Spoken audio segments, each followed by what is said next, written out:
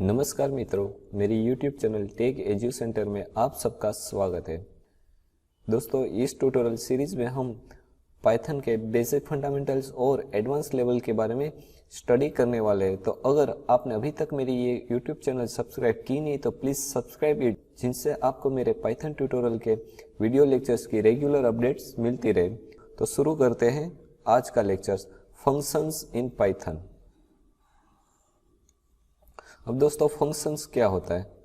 जैसा कि आपको समझ में आ रहा होगा नाम से कि फंक्शन मतलब कोई ऐसा प्रोग्राम जो कोई पर्टिकुलर एक फंक्शन के लिए या आउटपुट के लिए हमें काम करके देता होगा।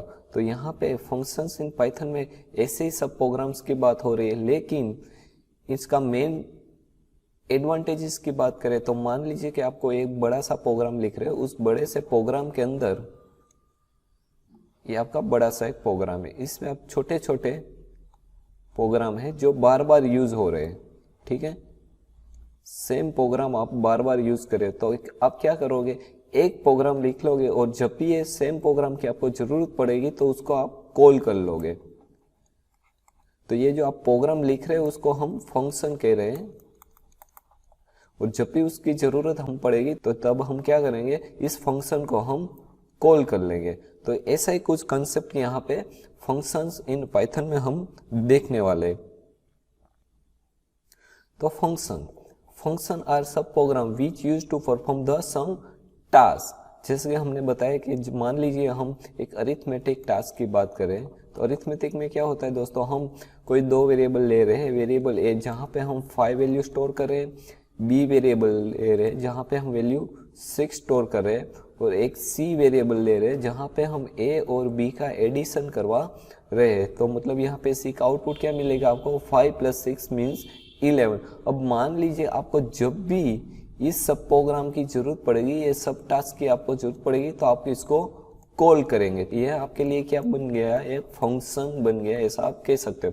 तो टाइप ऑफ फंक्शंस की बात करें तो बिल्ट इन फंक्शन मतलब जो पाइथन अपने आप आपको ऑलरेडी उसमें अंदर डिफाइन हो रहा है इटसेल्फ, मतलब function are already defined in the Python itself, like print, like upper, all are the built in function. और एक होता है यूजर डिफाइंड फंक्शन मतलब जो प्रोग्रामर फंक्शन को डिफाइन करता है उसकी सहूलियत के लिए, जो बार बार वो जिस प्रोग्राम को यूज करने वाला है तो उस प्रोग्राम को हम क्या कहेंगे, यूजर डिफाइंड फंक्शन हम कह रहे हैं। अब एडवांटेजेस ऑफ फंक्शन की बात करें दोस्तों तो we can use program as we want to use, मतलब सेम फंक्शन को आप प्रोग्राम में जितनी बार चाहो उतनी बार यूज कर सकते हो। ठीक है दोस्तों, अभी आपको थोड़ा सा ऐसा लग रहा होगा ये क्या है, कैसे है, कब हो रहा। तो दोस्तों टेंशन ना लीजिए, जब हम इसके एग्जाम्पल और प्रैक्टिकल करके देखेंगे तब आपको इनका कोई भी डाउट नहीं रहने वाला। तो दोस्तों अभी आप फंक्शन क्या होता है, उनके टाइप्स क्या है, जैसे कि built in function, user defined function, इनके बारे में समझने की कोशिश करिए। अब we can use program as we want to use, जैसे कि मैंने कहा हम जितनी बार चाहे उसको फंक्शन को हम कॉल कर सकते हैं सेम प्रोग्राम में। इजी टू डीबग, अब इजी टू डीबग दोस्तों, अब मान लीजिए कि आपने अरिथमेटिक प्रोग्राम का सब प्रोग्राम फंक्शन में यूज किया, लेकिन आप कह रहे हो कि यहाँ पे सी और सी की वैल्यू क्या आनी चाहिए, 11 आनी चाहिए। लेकिन मान लीजिए कि जब आप प्रोग्रामिंग कर रहे हो, रन टाइम कर रहे हो और उसकी वैल्यू 12 आ रही है, तो आपको समझ में आएगा कि यहाँ पे तो 12 आना, 11 आना चाहिए, लेकिन आ क्या रहा है, 11 आ रहा है। तो आप क्या करोगे, जो पर्टिकुलर आपने वो फंक्शन किया है उसी कोड को आपको डिबग करने की जरूरत रहेगी, जिनसे क्या होगा, आप डिबग करना आपको इजी हो जाएगा।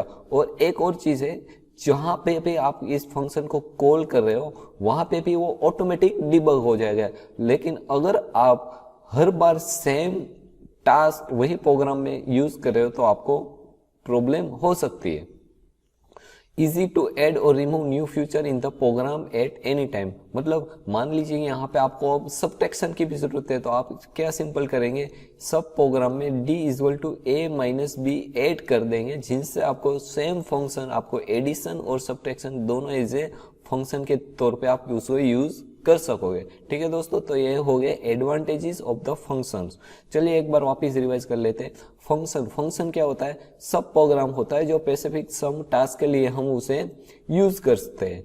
टाइप ऑफ द फंक्शन की बात करें तो बिल्ट इन फंक्शन, जो पाइथन के इटसेल्फ है, जो पाइथन के अंदर ऑलरेडी डिफाइन कर रखा है, उसे हम क्या कहते हैं? बिल्ट इन फंक्शन कहते हैं। जैसे कि प्रिंट फंक्शन जो हमेशा हमें प्रिंट करके देता है। यूजर डिफाइंड फंक्शन मतलब जो प्रोग्रामर डिफाइन करता है उसे हम यूजर डिफाइंड फंक्शन कहते हैं। एडवांटेजेस ऑफ द फंक्शन, तो we can use as many we required, easy to debug, easy to add or remove new feature in the program at any time। अब दोस्तों function statement की बात करें। अब आपको दिमाग में ये क्वेश्चन आ रहा होगा, हमने फंक्शन क्या है ये तो समझ में आ गया, लेकिन इसको हमें डिफाइन कैसे करना है? तो इसकी सिंटेक्स हम यहाँ पे देखने की कोशिश करते हैं, जिनसे आपको पता चलेगा कि आप अपने प्रोग्राम में कोई भी फंक्शन को कैसे डिक्लेयर और डिफाइन कर सकते हो। तो यहाँ पे we can define the function using the def keyword. मतलब आपको सबसे पहले फंक्शन डिफाइन करना है तो डेफ कीवर्ड यूज करना होगा। उसके बाद आप जो टास्क के लिए फंक्शन बना रहे हैं उस टास्क का आपको नाम देना पड़ेगा ना। जैसे कि अगर आप एड फंक्शन टाइप कर रहे हो तो आप क्या करोगे? डेफ एड का मीनिंग आपको सिंपल समझ में आ जाएगा। और अगर आपकी जगह वो सोर्स कोड और कोई भी देख रहे हैं तो उसको भी ये समझ में आ जाएगा कि एडिशन के रिलेटेड कोई टास्क है। ठीक है, along with the parenthesis and the colon. तो यहाँ पे सिंटेक्स आपको देख के पता चलेगा। दोस्तों यहाँ पे अभी आप ये विथआउट आर्ग्यूमेंट और विथ आर्ग्यूमेंट थोड़ी देर बाद देखते हैं, लेकिन अभी आप सिर्फ और सिर्फ फंक्शन के सिंटेक्स के बारे में देख लीजिए। तो यहाँ पे विथआउट आर्ग्यूमेंट हम देख रहे हैं अभी। Def function name parenthesis colon. Def आपको पता है कीवर्ड है, फंक्शन नेम। अब दोस्तों आप जो टास्क है उसका नेम रखोगे, उसके लिए भी कुछ सेट ऑफ रूल्स होना चाहिए ना। तो ये वही रूल है जो हम वेरिएबल के टाइम पे हमने सीखे थे। ठीक है दोस्तों, तो अगर अभी आपने वेरिएबल्स इन पाइथन का वीडियो लेक्चर नहीं देखा तो देख लीजिएगा, जिनसे आपको पता चलेगा कि फंक्शन स्टेटमेंट के अंदर हम जो फंक्शन नेम रखेंगे उसके लिए क्या सेट ऑफ रूल्स है। उसके बाद हम पेरेंथेसिस यूज करेंगे और उसके बाद कोलन यूज करेंगे। तो ये तो हो गया सिंटेक्स ऑफ द फंक्शन। उसके बाद लोकल वेरिएबल, जैसे कि यहाँ पे मैं एक प्रोग्राम लिख रहा हूं, डेफ एड पेरेंथेसिस कोलन। अब यहाँ पे मैं a इज इक्वल टू 2 लिख रहा हूँ, b इज इक्वल टू 3 लिख रहा हूँ, c is equal to a plus b, और उसके बाद प्रिंट c। दोस्तों ठीक है, तो यहाँ पे ये क्या हो गया? हमारा डेफ कीवर्ड हो गया, एड क्या हो गया? हमारा फंक्शन का नाम हो गया। Then after following the parenthesis and the colon. ये a और b ये हमारे क्या हो गए? लोकल वेरिएबल हो गए। ठीक है दोस्तों, सी क्या हो गया? हमारा बॉडी हो गया। बॉडी तो नहीं कह सकते, हम स्टेटमेंट कह सकते हैं। सी और प्रिंट ऑफ सी को हम स्टेटमेंट और बॉडी ऑफ स्टेटमेंट कह सकते हैं। तो दोस्तों ये हो गया हमारा सिंटैक्स ऑफ द फंक्शन। अब मान लीजिए यहां पे आप कोई आर्ग्यूमेंट दे रहे हो, तो आर्ग्यूमेंट क्या होता है? तो यहाँ पे आपको थोड़ा ज्यादा समझ में आएगा एग्जाम्पल देखने पे।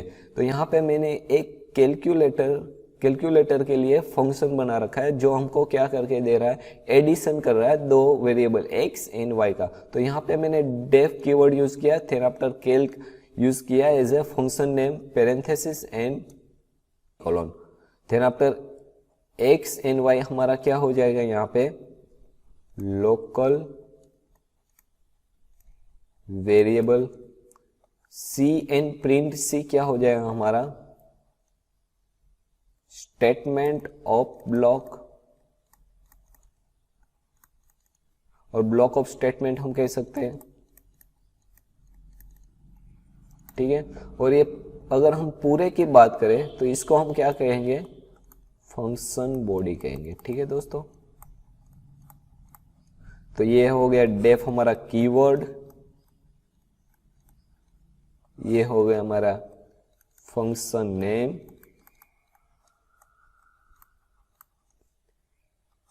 ये हो गया पेरेंथेसिस, इस कोलोन क्या हमें बताता है, कोलोन हमें बताया कि इसके बाद हमारी फंक्शन बॉडी स्टार्ट हो रही है। ठीक है दोस्तों, तो कोलोन हमेशा आपको यहाँ पे यूज करना है दोस्तों।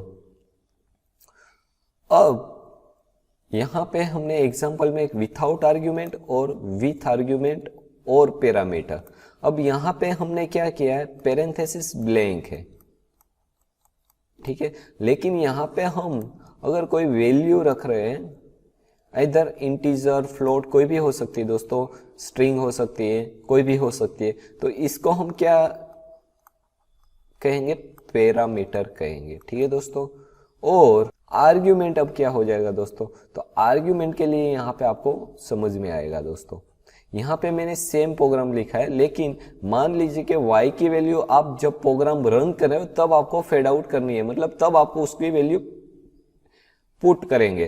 तो उसके लिए हम क्या करेंगे, आर्ग्यूमेंट और पैरामीटर यूज करेंगे। यहाँ पे मैंने डेफ, कैलकुल और y as a parameter use किया है। x की वैल्यू तो 5 यहाँ पे रखी है मैंने, c equal to X plus Y, तो यहाँ पे y की वैल्यू अभी मैंने नहीं दी, लेकिन जब मैं फंक्शन को कॉल करूंगा तब मैं इसकी वैल्यू डिफाइन करूंगा। मतलब कि यहाँ पे मैं ऐसे कर रहा हूं, कैल्क 6 दे रहा हूं। ठीक है, तो यहाँ पे कैल्क मैंने क्या किया, जो कैल्क हमारा फंक्शन है उसको मैंने कॉल किया है, उसके बाद यहाँ पे 6 मैंने दिया है y की वैल्यू, जो कि वो यहाँ पे यूज करेगा। ठीक है, तो ये 6 हमारा क्या हो जाएगा, आर्ग्यूमेंट हो गया। मतलब जब आप फंक्शन को कॉल कर रहे हो तब आप पैरामीटर की जो वैल्यू पुट आउट कर रहे हो वो आपका क्या हो जाएगा, आर्ग्यूमेंट हो जाएगा। दोस्तों अभी भी आपको थोड़ा डाउट लग रहा होगा कि ये अब कॉल किया है, तो दोस्तों चलिए अब हम कॉल के बारे में देखते हैं।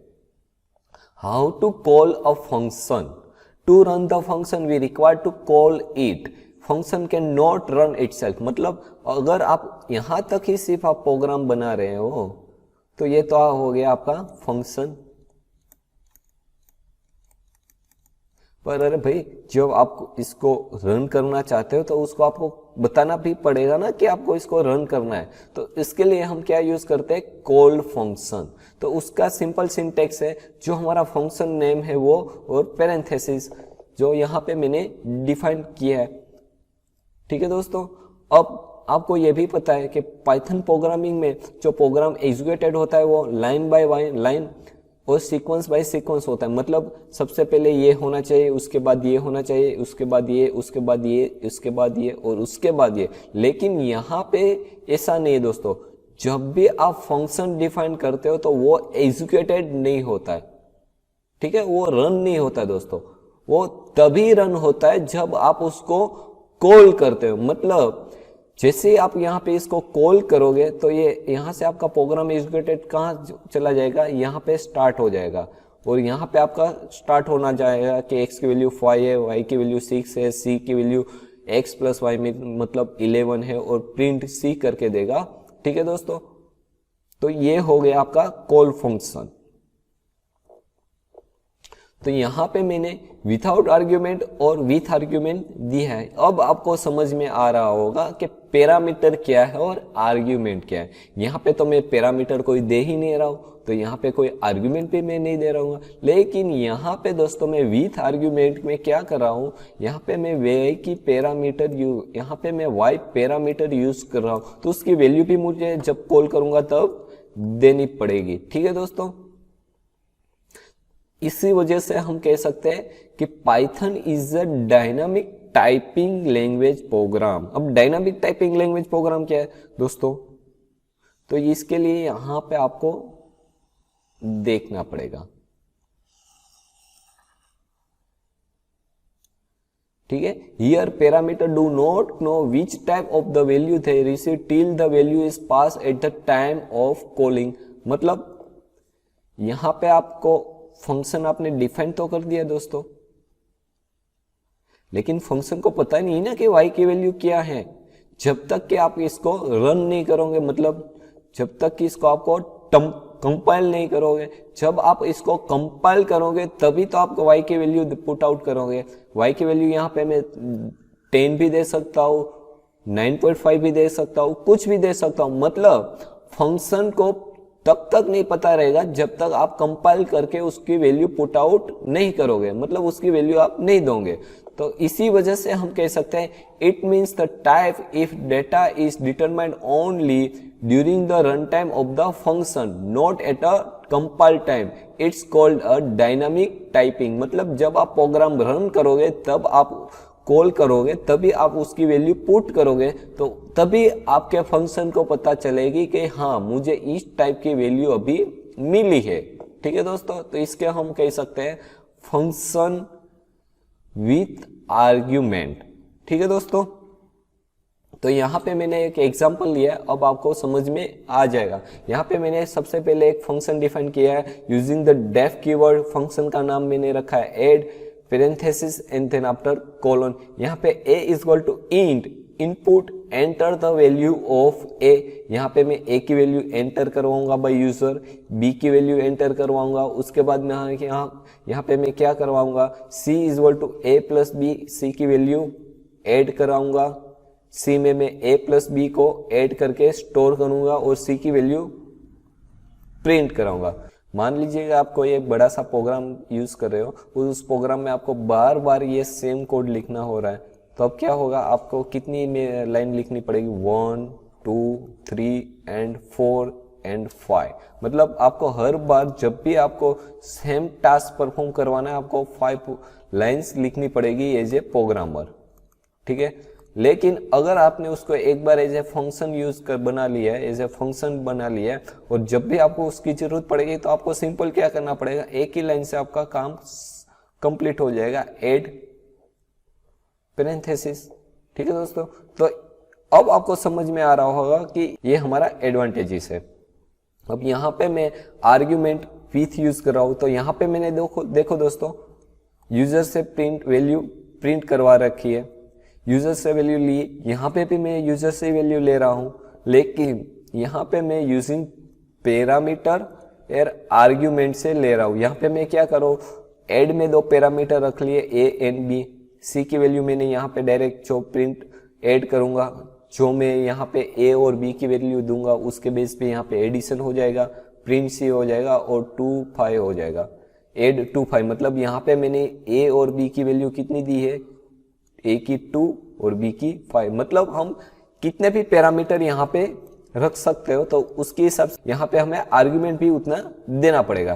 ठीक है दोस्तों, अब हम प्रैक्टिकल करके देखते हैं जिनसे आपको समझ में आए कि ये फंक्शन क्या है, ये कॉल क्या है, ये आर्ग्यूमेंट क्या है, ये पैरामीटर क्या है। चलिए, तो इसके लिए हमेशा क्या यूज करते हैं, हम पाइथन की नोट फाइल यूज करते हैं।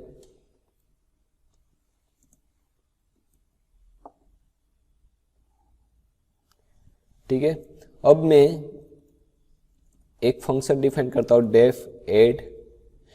पहले हम चलिए विथआउट आर्ग्यूमेंट यूज करते हैं, तो यहां पे मैं लिख देता हूं without argument add def add parenthesis colon, यहाँ पे a is equal to 2, b is equal to 3, c is equal to a plus b, print c।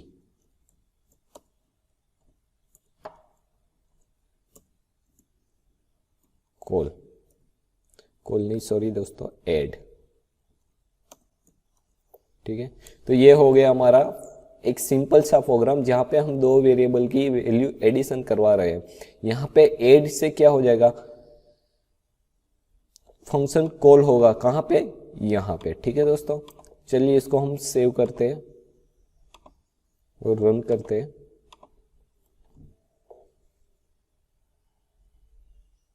तो देख लीजिए 5 आ गया।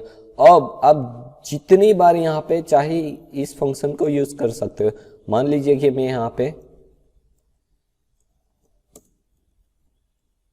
3 बार यूज कर रहा हूं, 4 बार कर लेता हूं, तो अब इनसे फायदा क्या होगा, यहाँ पे मैं सिर्फ एक ही लाइन से पूरा का पूरा प्रोग्राम यूज कर सकता हूं। मतलब पूरा का पूरा फंक्शन हम यूज कर सकते हैं, जिनसे हमारे प्रोग्राम की लेंथ और साइज जो होगी वो कम हो जाएगी। देख लीजिए यहाँ पे 4 बार प्रिंट होके आ गया। अब एक और एडवांटेज था, जब भी हम चाहे इसको डिबग कर सकते हैं तो इजीली कर सकते हैं। एक और एडवांटेज था, इसमें हम जब भी चाहे इसमें कुछ भी ऐड भी कर सकते हैं। तो यहाँ पे मैं सब्सट्रैक्शन भी कर देता हूँ, देख लीजिए। तो सिंपल मैंने प्रोग्राम में ऐड कर दिया, तो सब्सट्रैक्शन भी यहाँ पे मुझे मिलना चाहिए। लेकिन हाँ दोस्तों, यहाँ पे हमने प्रिंट डी तो करवाना भूल ही गए ना, तो प्रिंट डी, ठीक है। तो ये हो गया हमारा पूरा प्रोग्राम। तो अब हमें साथ में प्रिंट डी भी हो जाएगा, 5 - 1 5 - 1 5 - 1 5 - 1, ठीक है दोस्तों। तो ये हो गया हमारा विथआउट आर्ग्यूमेंट। अब हम करते हैं विथ आर्ग्यूमेंट।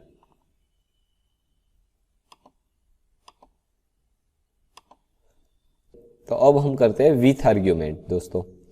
तो ये लिख लेता हूं मैं, विथ आर्ग्यूमेंट। सेम यहां पे डेफ एड ए बी। दोस्तों इंडेंट करना, हाँ इंडेंट करना आप कभी मत भूलिएगा, क्योंकि यहाँ पे फंक्शन बॉडी हमेशा आपकी इंडेंट होनी चाहिए। C = A + B print C। अब मैं जब भी इसको कॉल करूंगा तब क्या करूंगा, A और B वेरिएबल की वैल्यू दूंगा। यहाँ पे 3 और 4 में दे रहा हूं, ठीक है। चलिए इसको सेव कर लेते हैं, रन।